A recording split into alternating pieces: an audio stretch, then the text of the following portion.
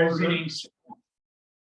No, I think there is. It's funny, I was looking on the report last night.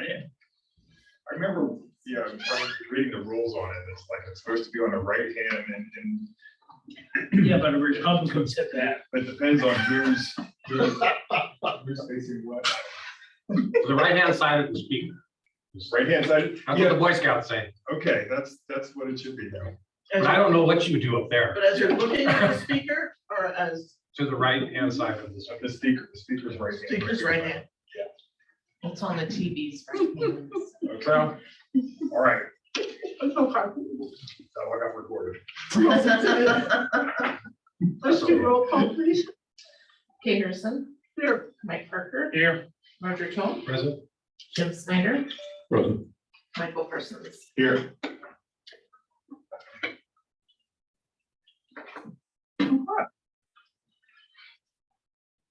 The consent agenda, do I have a motion to accept it? I'll make a. I saw motion. I'm second. I'll second. Okay, it's been moved and seconded. John, roll call, please. Kay Harrison, Yes. Mike Parker, Yes. Roger Tone, Yes. Jim Snyder, Since I wasn't here, I'll abstain from this one. okay, Michael Parsons. yes, Okay. Next, we have resolution 2304, award for a bid on Vilas Road siphon abandonment. J343. All right. As Kay said, this is resolution 2304, Vilas Road siphon abandonment. We had two bids for this project, and if you scroll down, you can see the bids and our estimate. The bids came in a little higher than we were anticipating, not too much, but a little bit. And that's probably a combination of things, 7% inflation over a couple of years, plus the location is not favorable. And I think there's a lot of work out there to choose from these guys. So, but we have money for it, and we feel comfortable with it. And I should say that obviously Pilot Rock is the lowest responsive bidder on that one. So we were looking for an approval of this project, this resolution.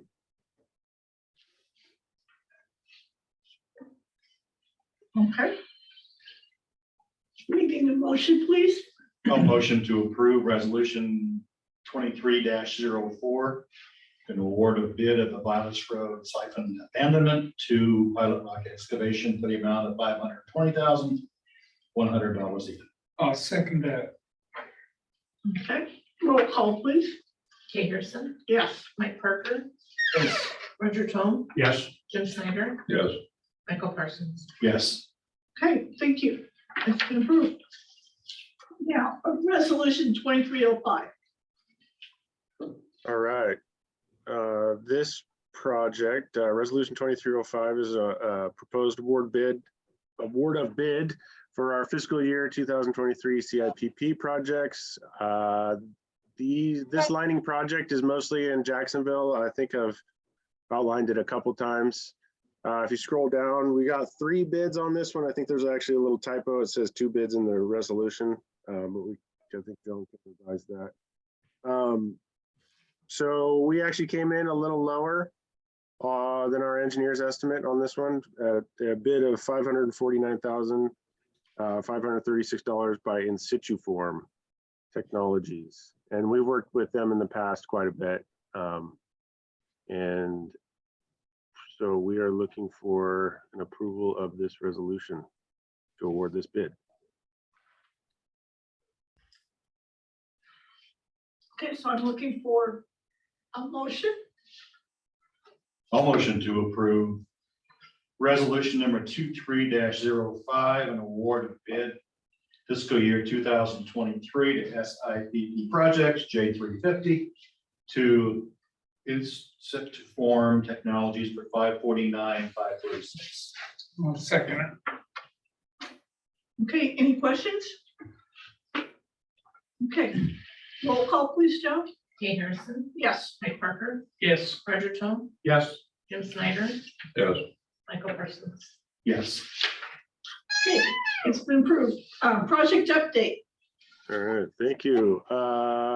So Antelope Road, well, we're still cranking away on the plans. We're very close to completing our final erosion control plans. And once those are complete, we can submit to DEQ for our 90% review. Which will actually be, we had a concept we've submitted to them, but this will be their first review by their engineer, I believe, for this, the actual plan set. So hopefully they don't see too many deal breakers or any deal breakers for that matter. Shady Cove Pump Station number 6, at a meeting with the construction crew lead this morning. We're going to try to start moving on this project in the next couple of weeks. We have a permit from ODOT to work in the right of way, and so we just need to, as far as nuts and bolts and things go for this, the pipe and everything else, there's not too much going on. We just are swapping out an old pump station with a new duplex grinder system, E1 grinder system. And we've got a pretty good plan and should go pretty smooth. Not a whole lot going on Shady Cove number 2. Highway 99 Rose to Glenwood for the sewer relocations. Our plans have been approved by ODOT. And we're just waiting for them to secure the easements for our relocation. And J346 Phoenix 2nd Street sewer replacement. This project, we actually partnered with the city of Phoenix on their 2nd Street reconstruction. I believe they were they're doing some rehab on the road, but they're also putting in a new water line through there. And they added a dig and replace of our sewer line that goes through that section of the road.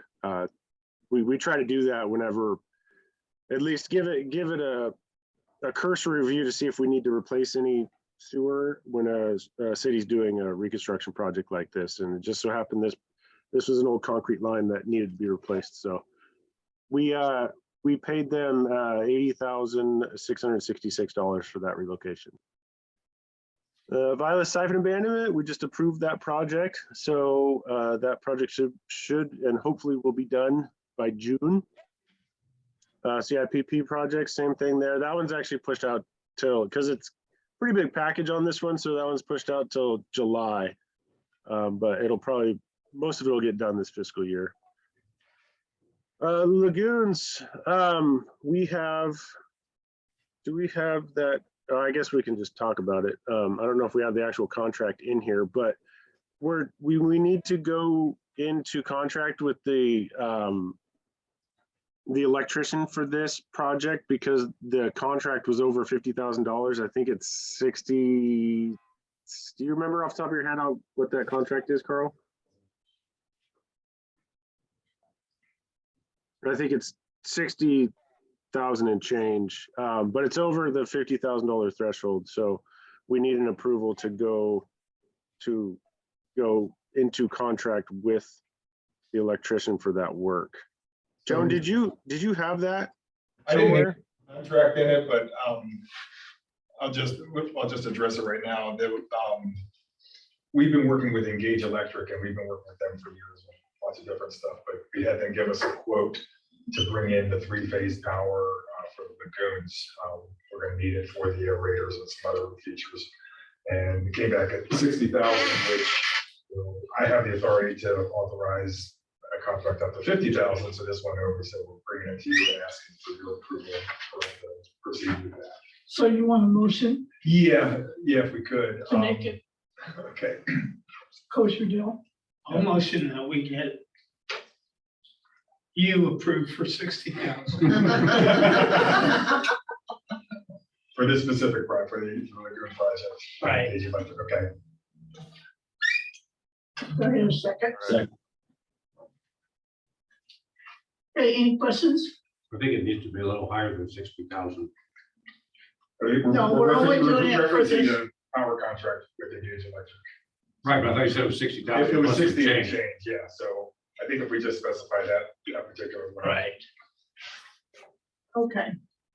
Or So, call it 61,000. Okay, that'll cover it. okay, everybody good with that? It's 6, okay. 60 plus. Yeah, unlimited. Yeah. Open it. Okay, You gotta be a little bit more specific, gentlemen. Okay, so what Roger said, 6-1, we've got a second.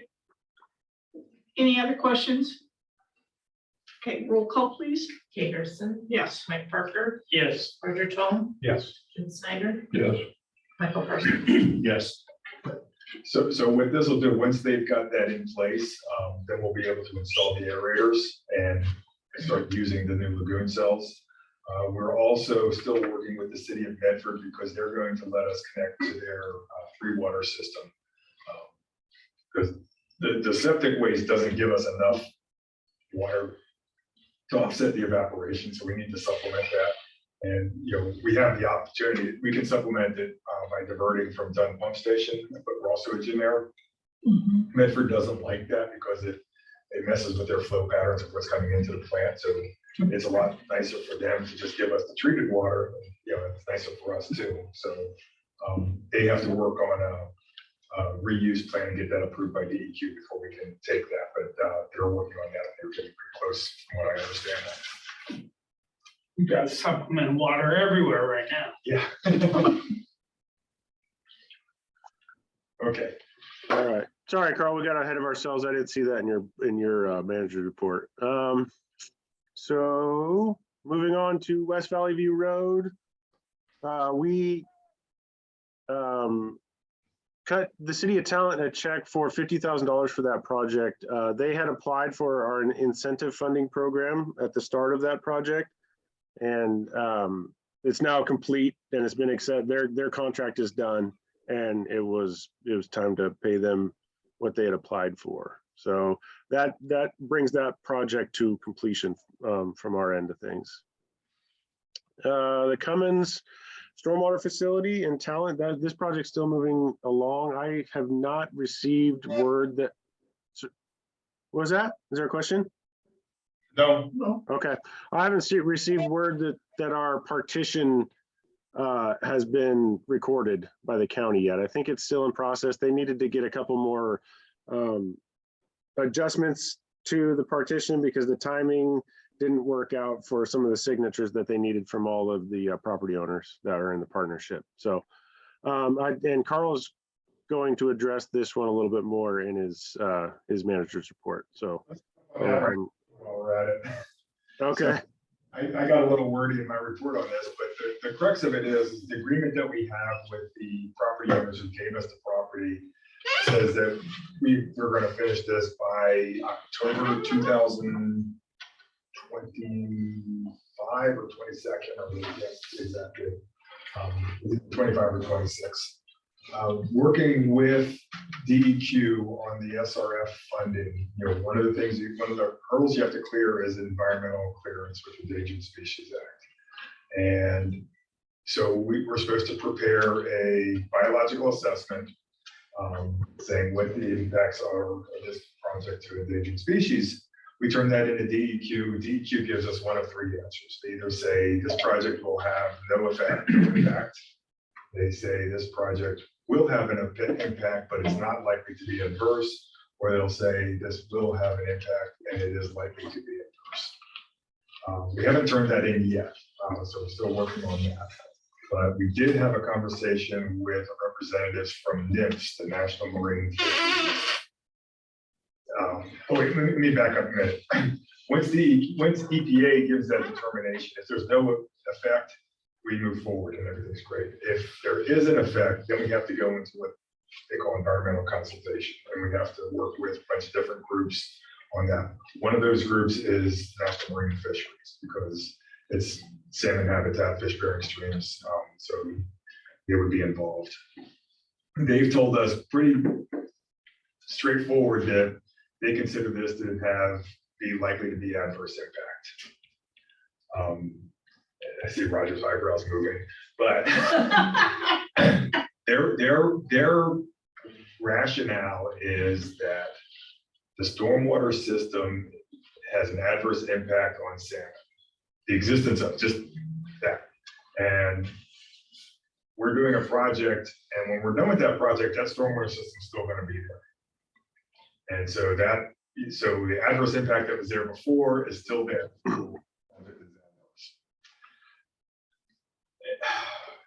we struggle with that logic.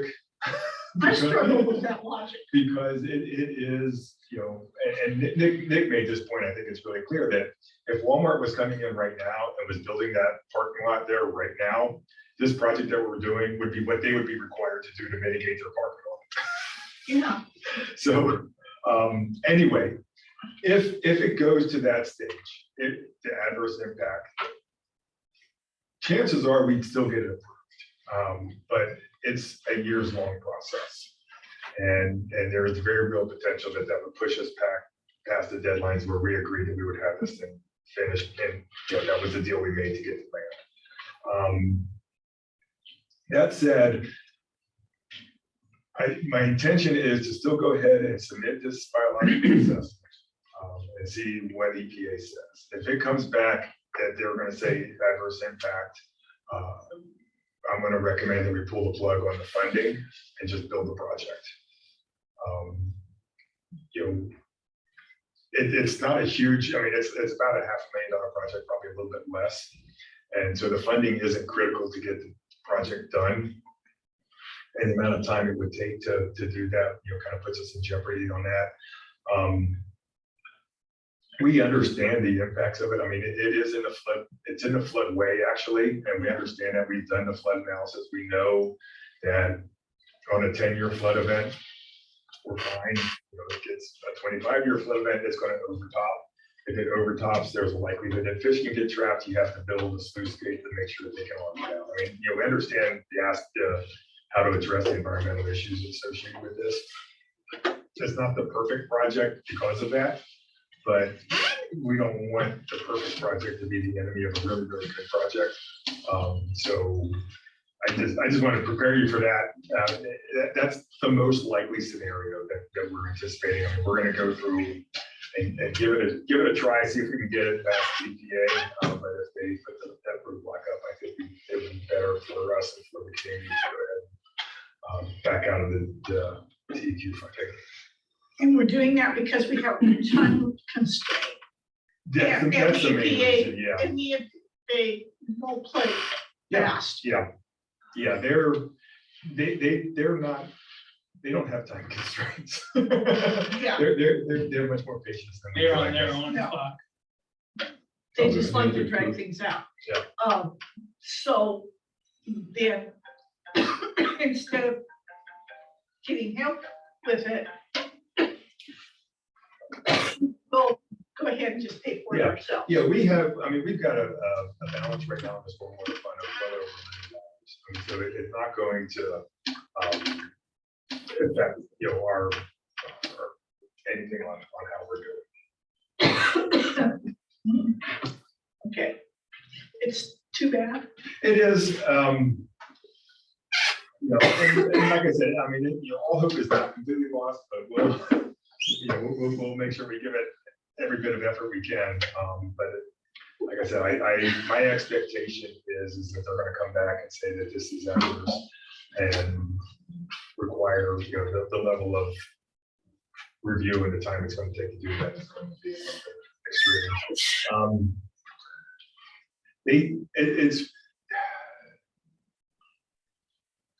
They really get spun up about stormwater issues. I mean, when we first talked to them, they were looking at the Antelope Road project. Straight down, I mean, we were cutting pavement. There was no place that we're not cutting pavement to construct. And they were really, you know, so you're gonna have to do stormwater management on this. It's like, we're digging and replacing in the street. You know, we're not touching any, but Yeah. they backed down on that one. But it was, you know, that's kind of a hook that they throw out there, and they put a lot of projects into it to take a lot of extra mitigation steps. So we're just moving Plan A to Plan B, and. Yeah.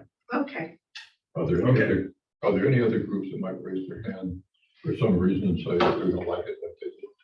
I don't think so. I mean, NIPS is notorious for that, taking that approach. And I always bring this one example back because it really frustrated me. This was years ago. We were wanting to do replace a sewer line in Central Point on Freeman Road where Mingus Creek crosses. And I think that's all been done over by now, but what we were going to do is, right now, at the time, there was like 2 metal culverts, that was Mingus Creek, and we were gonna pull those out and put in a 3-sided open bottom culvert, which, you know, was what they want for fish passage.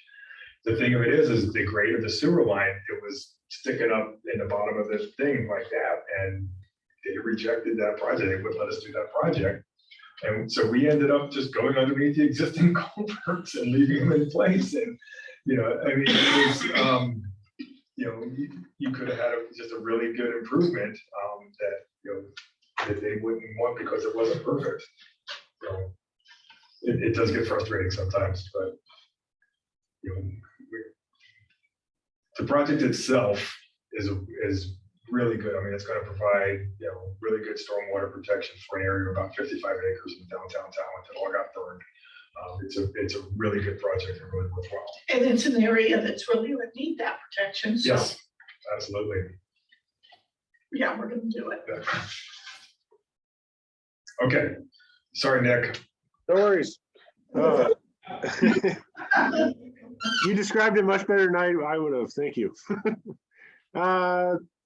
The 7th Street Stormwater Facility, it's not as complicated, but we also have some wetland issues on that project. We need to get we need a scope on the project to see how to move forward. To my knowledge, and Carl can correct me if I'm wrong, because he brokered the deal with the property owner, but we had a plan to do a mitigation for a creek or a water of the state crossing, let's say, and as a part of our stormwater facility and do the delineation.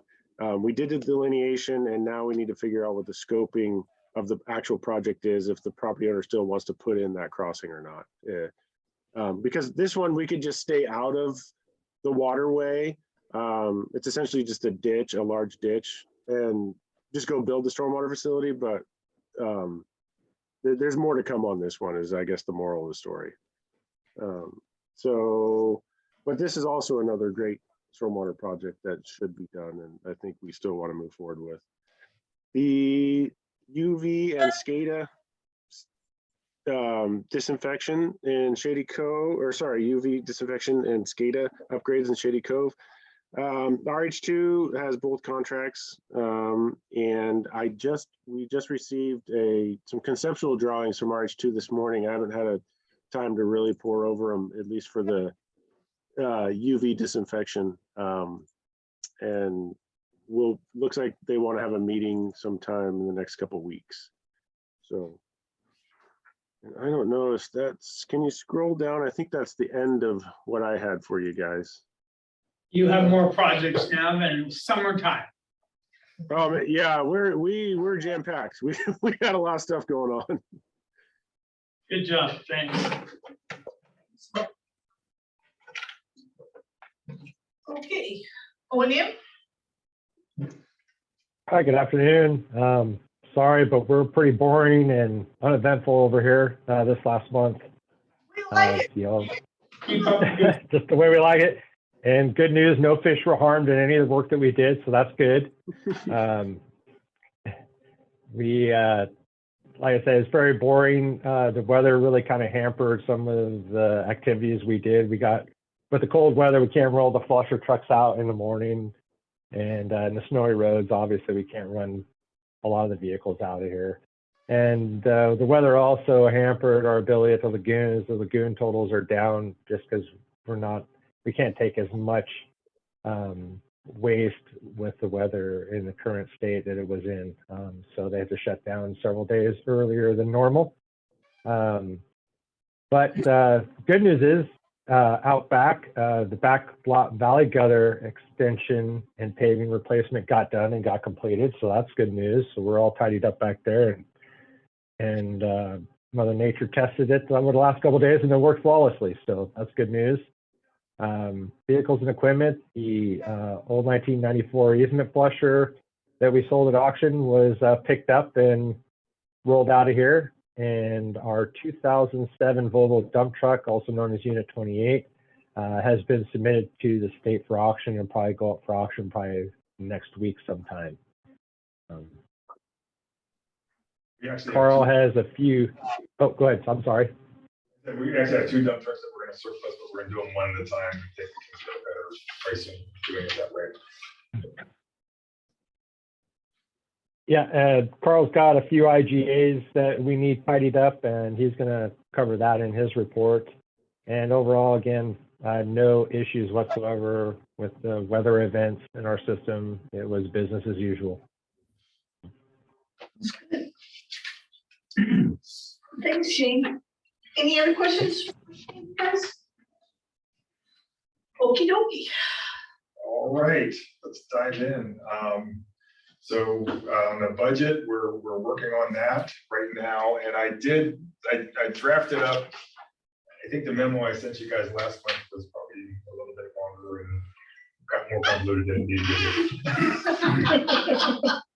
Sometimes that happens. Well, so I tried to consolidate it and I attached the memo here, just kind of the real big assumptions that we were making right now in preparing the budget, just to to get your concurrence on that, and really the main ones, on the cost of living, which we've talked about a little bit. This year's CPI was 6.4%. Last year it was 7.5%. And what I'm recommending, and how we've worked on preparing the budget so far, is that we actually give staff an adjustment of 9.4%. And that extra 3% would be dedicated to going into a retirement health savings account. So they wouldn't necessarily see that full amount, but it would, they would realize that benefit later in life when they would appreciate it more, I guess. So that's one of the big ones. On the staff levels, we're not planning on increasing staff at all. We do have a position that we budgeted for in the current year for another GIS person, and we haven't even advertised for that yet. We're trying to get a few other things sorted out first. And I still want to try to fill that, but at least for now, it's still vacant right now, but I still want to keep that in the budget, but no additions or other changes. Our capital improvement plan, is basically our big capital improvement plan. I never looked at it quite this way, but over 5 years, we're anticipating spending about $21 million, which is pretty close to what we've been. That's not a big departure from what we've done in years past. We don't always get the projects built that we think we're going to get built, but that's what we plan for. On the DEQ financing, the one big project that we're working on really is Antelope Road. That's a $6 million project. And so our plan is to use the DEQ SRF financing for that. So that is included in our budget preparation and our cost projections. Treatment charges, the regional rate committee last meeting approved 10% rate increases for this year and next year. For fiscal 2014 and 2015, both years. 24, 25. One So- time 10% or each consecutive year. It's 10% each year, 10% and another 10%. When we did our cash flow projections, our 5-year budget estimate, we're assuming that 10% is going to continue for the next 5 years. The treatment plant there is facing really big expenses with their. They're still in the process of developing their facilities plan, but I mean, we're talking hundreds of millions of dollars of upgrades are going to be needed. It's going to have a big impact on rates, and so we're trying to anticipate that as best we can.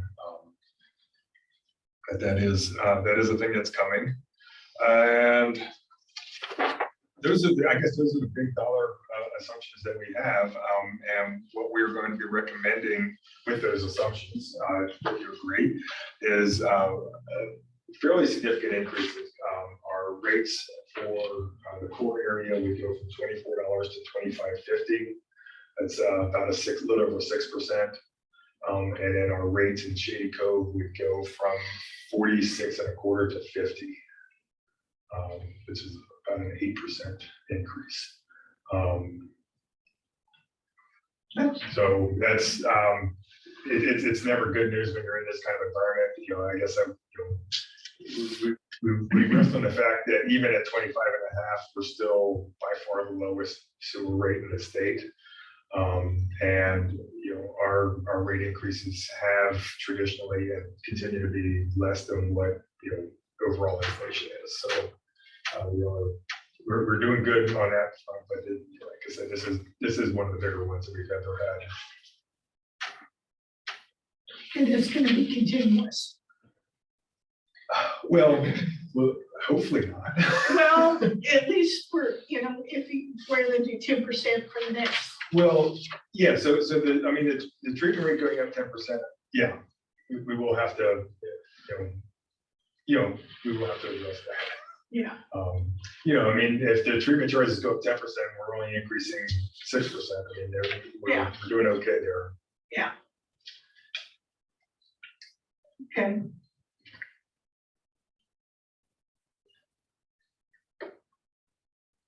So I don't necessarily need any approvals, but if there's any objections, I want to hear it, because this is what we're going to be baking into the budget when we. Yeah, because you're gonna get the input when we do the budget. Right. Let's see the wheels turning in your head. Oh, my wheels are almost always turning except for when they pop off, so. Except no, when you run I'm into just- neutral. Yeah, I'm just. It's cool. I understand why we're doing it. It's not one of the things that's you look forward to doing, because you know what our community is facing and everything. And it's just one more extra charge, Mhm. but we have to do it.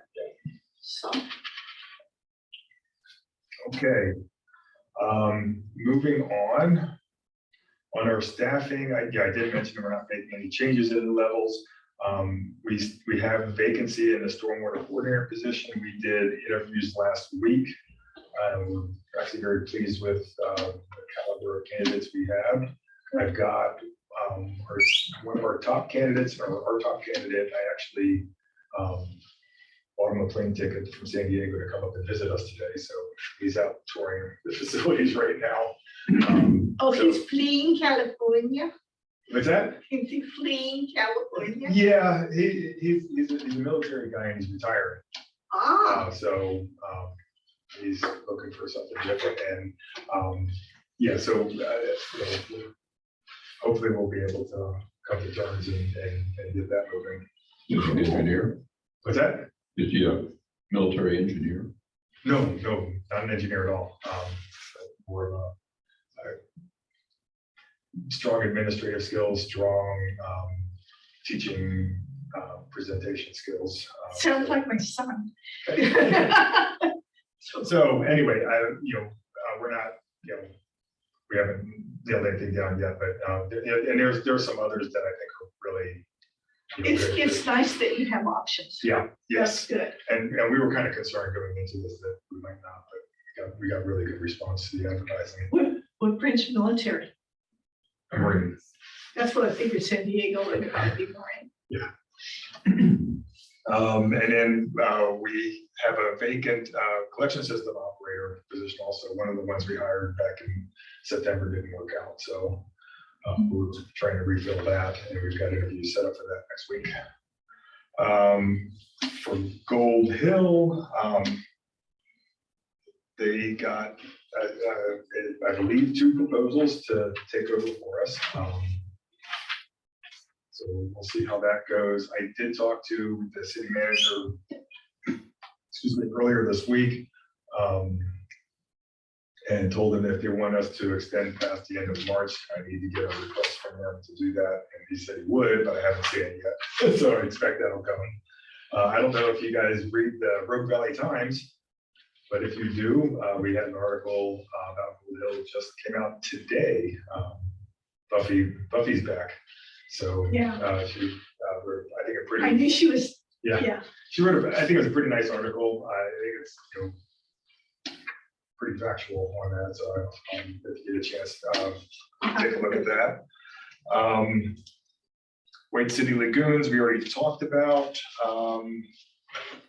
The revolving loan fund, we already talked about. The sewer maintenance IGAs, that's what Shane was alluding to earlier. You know, we've made agreements with a lot of places. We kind of stuck our tentacles out pretty far. Working with Road River, working with Grants Pass. There's another place out towards Merlin that, you know, we've kind of been helping them out. But I want to retract a lot of that. We're getting kind of extended out there, and you know, the demands of taking care of our system are getting a little bit more. So what I'd like to do is just, you know, terminate those agreements at the end of this fiscal year.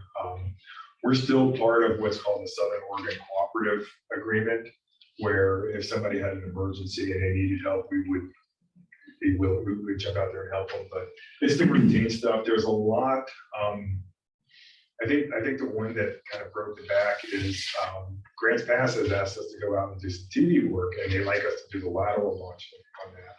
Well, they just bought a new TV truck, but they didn't buy a lateral launch. They're like, you know. You don't want to be codependent here. Yeah, I don't want to be the cheap alternative to other people doing things right. And like the flusher truck work, used to be nobody had flusher truck. We had a flusher truck, Bedford had a flusher truck, and that was about it. But now they're becoming more and more widespread. Central Point's got one now. A lot of plumbers now have them. A lot of contractors now have them.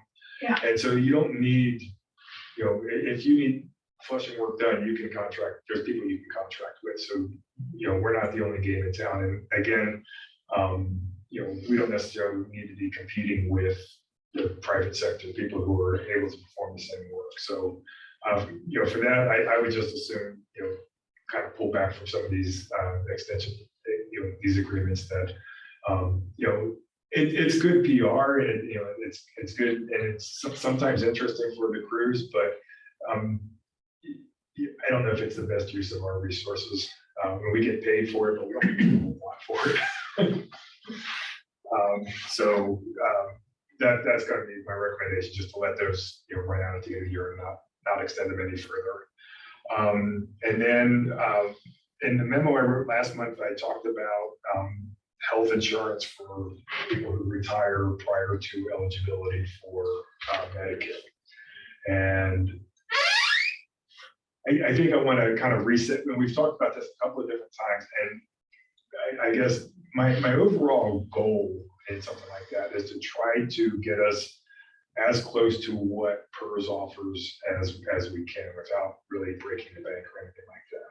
And that's kind of the overall intent. So, and what they offer is, you know, based on time served and age, there's like a formula they have, you know, where they subsidize health insurance going forward.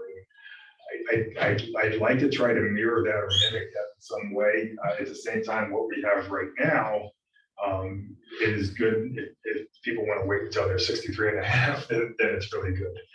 So I don't know what your thoughts are on that. You know, at some point, I do want to present an overall policy on that.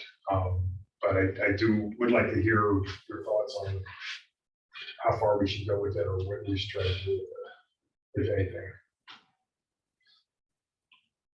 We had good thoughts on that a month ago. That one didn't get, I mean, I think I There watched was the some video. talk about it. My yes. recollection is that, yeah, we were interested in scaling back the benefit of retiring early.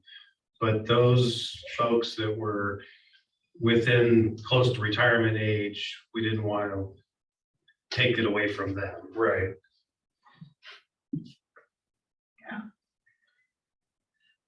Close is close, comes the question. I don't want to encourage people to retire early unless they really want to.